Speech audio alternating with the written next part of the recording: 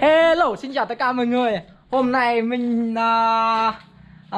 đi chơi, sẽ đi ăn Tết các bạn ạ. Bây giờ mình sẽ lấy hai con gà thôi các bạn ạ. Hai con gà nha. Mình sẽ nhậu. Vì ngày hôm nay là thứ nhật, mình sẽ đi chơi nha các bạn. Giờ mình sẽ lấy một con gà nha các bạn. Chi?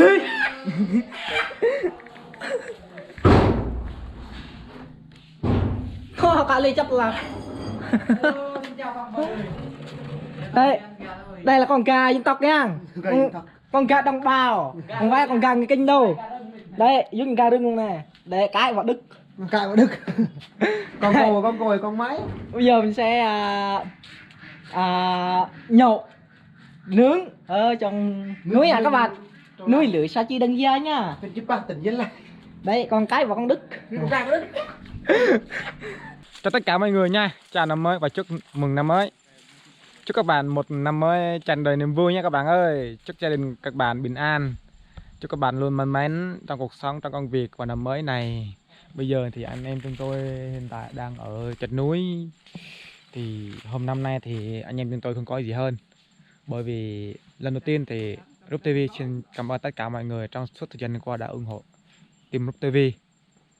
Tháng này cùng anh em chúng tôi cũng rất là buồn. Bởi vì sự thay đổi của YouTube á, là anh em chúng tôi không thể lấy được lương nữa. Không, đối với anh em chúng tôi rất là lớn, cái số lượng đó cũng không đáng bao nhiêu. Đối với người khác thì như là vậy, là 4, 5, 6 triệu vậy đó. Nhưng mà anh em chúng tôi không thể rút được. Đúng là anh em chúng tôi rút để mua gì đó ăn Tết, nhưng mà thôi anh em chúng tôi không thể rút được bởi vì sự thay đổi nó phức tạp quá, thất bại rồi. Nhưng mà không sao, anh em chúng tôi vẫn up phim, vẫn đăng phim rất là nhiều trong cuộc sống nếu mà anh em chúng tôi có thể làm được. Bởi vì Rub TV đã làm từ video là từ khi vượt bỏ tới nhiều video khác lắm, bằng sự đam mê mà, đúng không các bạn? Bây giờ thì anh em chúng tôi có mặt ở đây cùng đầy đủ team, còn vài người khác nữa vào đây sự góp mặt. Bây giờ thì anh em chúng tôi đang ở đây đây. Bây giờ là dưới trên núi, phía bên này là núi hết nha các bạn ơi. Đó, ở nơi đây thì rất là tuyệt vời. Bây giờ anh em chúng tôi vào nướng vài con gà, hai con gà trong làng luôn các bạn ơi. Chứ anh em chúng tôi cũng có đi mua ở trên chợ gà bắt trong làng luôn, nên rất là ngon. Đây là cây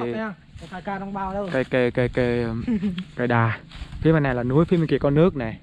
Ở đây thì nói chung thì ở đây chỗ mà đêm mình nhậu á, là ăn vui chơi dã ngoại á, rất là tuyệt vời các bạn luôn. Bởi vì nó có nước ở trên kia luôn, mình có thể múc rồi uống rồi mình nấu nướng ở đây là rất là tuyệt vời luôn.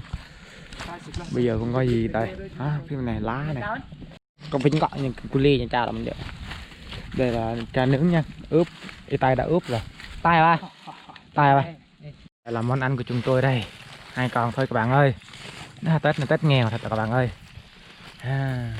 Còn ít người, mấy người thật đàn ông không biết chút là có con cái không nữa chứ. Đây là siêu nhân.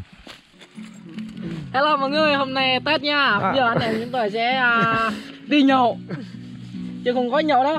Chứ rượu một ít thôi, chứ nhiều nước ngọt này. Đấy, ai uống rượu thì uống rượu, ai uống nước ngọt thì uống nước ngọt. Chị đen uống gì? Chị đen à? Uống sữa hả? Rượu thôi. Chị đen cái gì nó cũng uống hết á. Chị đen uống tầm bậy thôi. Thuốc chuột nó cũng uống, cái gì nó cũng uống hết á. Đây có bánh nè, có thịt gà nướng nè, Có bánh này, Có gai không? gai à? Ồ, gai thiệu rồi. Cà thiêu hả? Gai thiệu rồi, còn một đự thôi. Ở đây. Giờ là kênh nhá. Giờ là Xin chào tất cả. Hello. Xin tất cả mọi người nhá. Hiện tại thì anh em chúng tôi gọi là ở nhà thì chán quá đúng không? Ai mỗi người mỗi nhà là ở nhà chán lắm các bạn. Nên anh em chúng tôi vào ru nhau vào rừng các bạn ơi.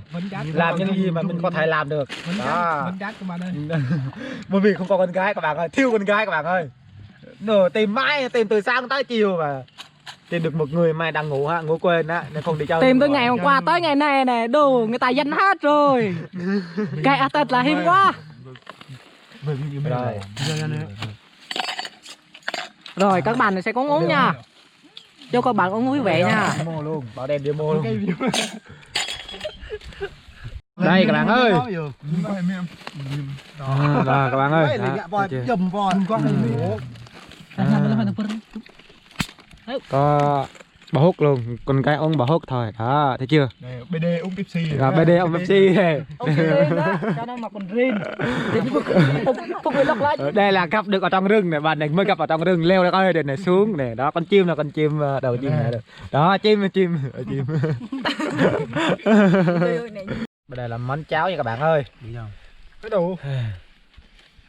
Đây là món cháo nha các bạn nha. Cái thơ.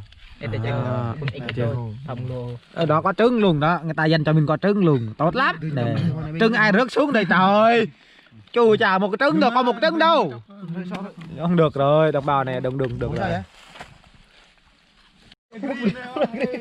Mời mà cắt tại nhà chị dê có thôi, mình dê gì mà nữa. Cho tất cả mọi người nha, hiện tại thì coi đang có Rút ra rót đâu một con gái. qua đây, con gái tôi biết là nhưng mấy con gái rất là dễ thương với các bạn ơi.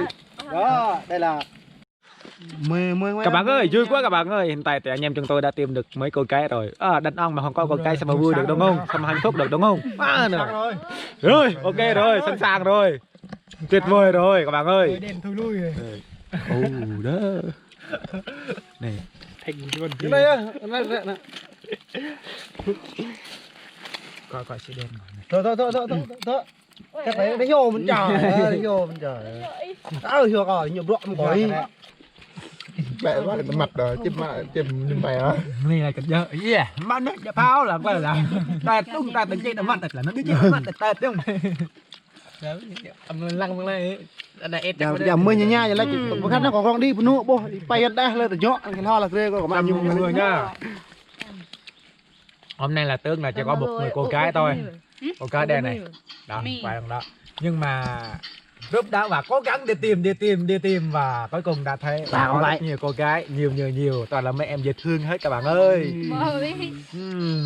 Bây giờ là Tết trước TV đang có vâng là đầy đủ đúng không? Có chè luôn. Đây là tôm luôn các bạn ơi, có tôm nha các bạn. Đây là tôm á, ra cả là em họ luôn đúng không? Em họ hàng gần gũi luôn đó, gân luôn, họ hàng dòng máu luôn các bạn nha. Gân luôn đó, chứ không phải là họ hàng xóm nha các bạn nha. Anh em có gì có thay liên lạc với đất bùng đường này.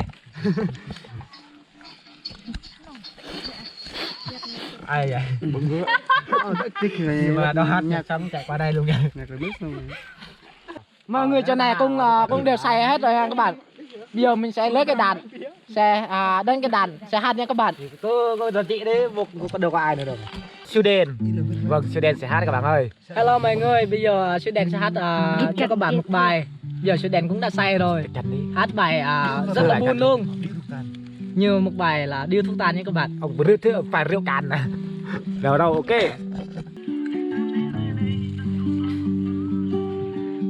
Anh ngồi đây. Điêu thuốc đã tan dần, đầy người yêu tôi. Thao thức xuống những cánh dài, bao lời yêu thương, bao lời cay đắng, nhớ về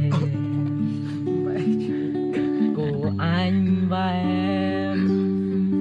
Người ơi có biết trong những lúc cô đơn anh ngồi nhớ đừng đến, nhưng không, em cứ bước đi đi, cứ bước bên người mà anh thầm yêu. Em sẽ có quen em trong giây phút chia ly, như điếu thuốc tàn anh cứ đành phải rời xa em. Các bạn ơi, mình cũng biết hát rồi nhá. Giờ mình có hát được từng khúc thôi các bạn ạ.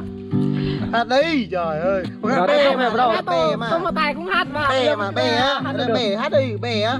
Có bè luôn á, có bè. Giờ bắt chú tài ban tôi mà tài hát một khúc đi để mình. Rồi đây nè, tài mà hô cả tài, bắt đầu. Mà hô đi. Rồi này cho cái thầm á. Hai không, mà đi.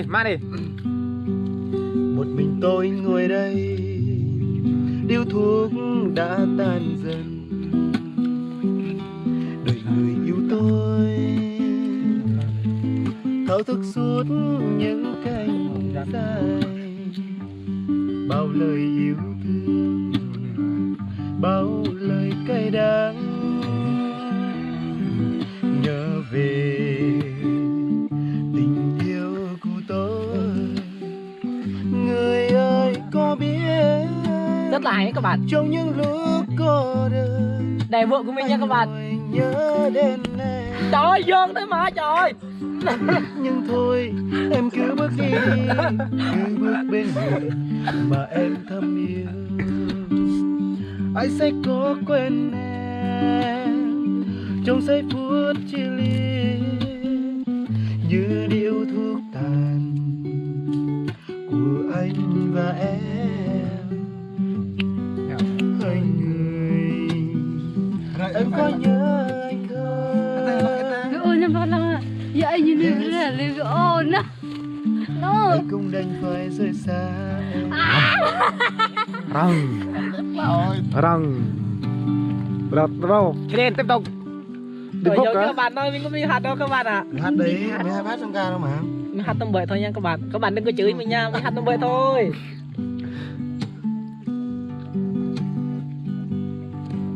Một mình anh ngồi đây. xe tòng Sai à, đơn đợi là đây là rồi đây lo đấy.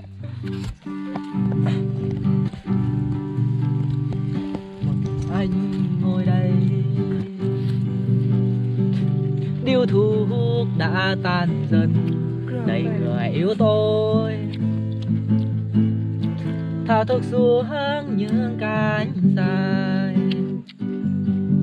bao lời yêu thương, bao lời cay đắng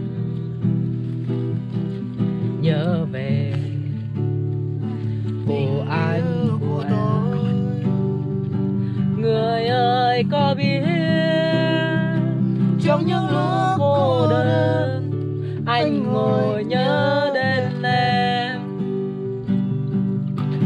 nhưng thôi em cứ bước đi đi, cứ bước bên người mà anh thầm yêu. Anh sẽ có quên em trong giây phút chia ly, như điếu thuốc tàn anh cứ anh và em. Hỡi người anh chẳng sẽ có quên bật em. quay hè. như điếu thuốc tàn anh cứ đành phải rời xa em. Thôi các bạn ơi, Xuân Đèn không biết hát đấy nha các bạn.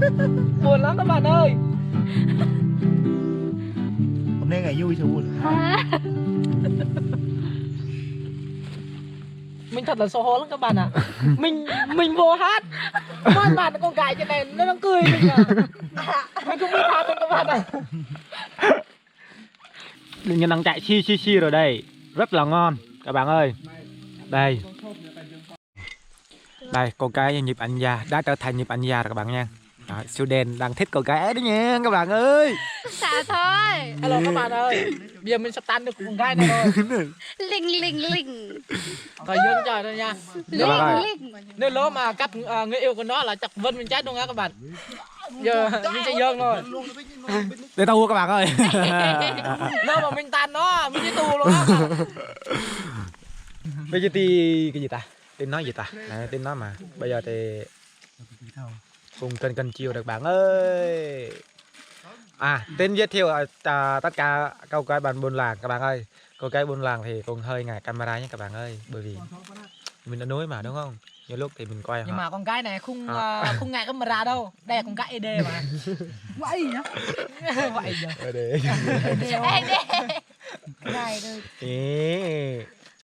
Đây cô gái đang cắt Nhầm. không sao đâu, mình chơi trong rừng mà mình phải chạy chắc như vậy đó đúng không? Mộc mạc đơn sơ như vậy đó, ăn mà ngon vậy đó. Mình nói đúng mà. Đấy, thích nhìn anh thì là con. Đó. Cô gái này rất là đam đang. Vâng, đó là mới nhịp anh già, mới nhịp anh già. Đó. Mới nhịp anh già. Đó là một anh nhịp anh già. Đây là cô gái nhịp anh già các bạn ơi. Đó cô gái nhịp anh già. Hello các bạn ơi. Con gái này nó không biết chụp anh gì cả. Để mình chơi cho nó chụp anh nha các bạn. Ở đâu chạy? Đấy, ngắm một mắt. bấm nét vô trong vô bầm không chắc sáng thế này được.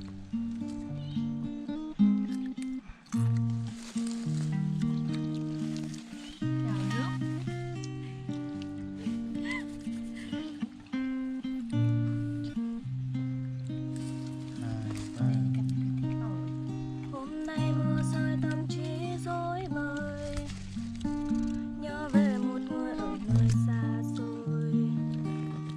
Chúng ta chia tay cũng lâu lắm rồi, có sao hôm nay nước mắt lại rơi. Hôm chia tay nhau mưa rơi rất nhiều, nhói đau con tim nào ai thấu hiểu.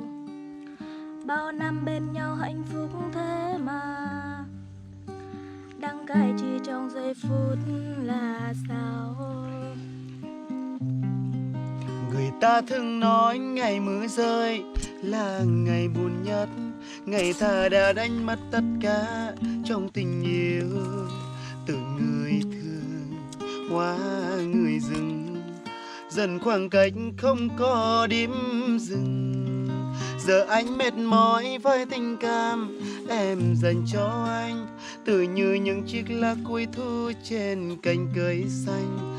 Anh đâu còn quyền lựa chọn đâu em muốn xa anh như lá xa ly cánh.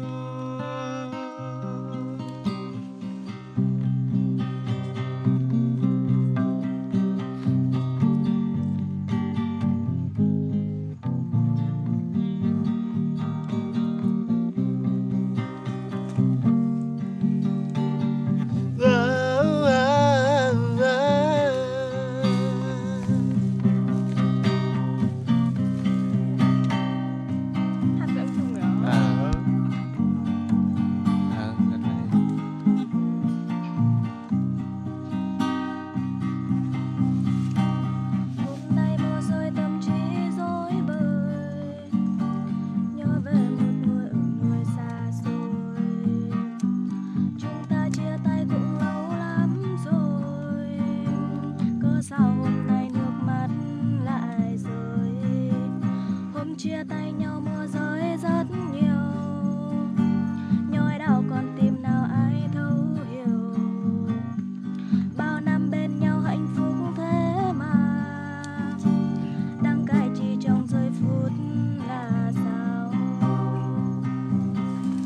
Người ta thường nói ngày mưa rơi là ngày buồn nhất, ngày ta đã đánh mất tất cả trong tình yêu. Từ người thương qua người dưng, dần khoảng cách không có điểm dừng. Giờ anh mệt mỏi với tình cảm em dành cho anh, tự như những chiếc lá cuối thu trên cành cây xanh. Anh đâu còn quyền lựa chọn đâu em muốn xa anh như lá xa ly cánh. Giờ anh mệt mỏi với tình cảm em dành cho anh, tự như những chiếc lá cuối thu trên cành cây xanh. Anh đâu còn quyền lựa chọn đâu em muốn xa anh như lá xa ly cánh. Anh đâu còn quyền lựa chọn đâu em muốn xa như lá xa ly cánh.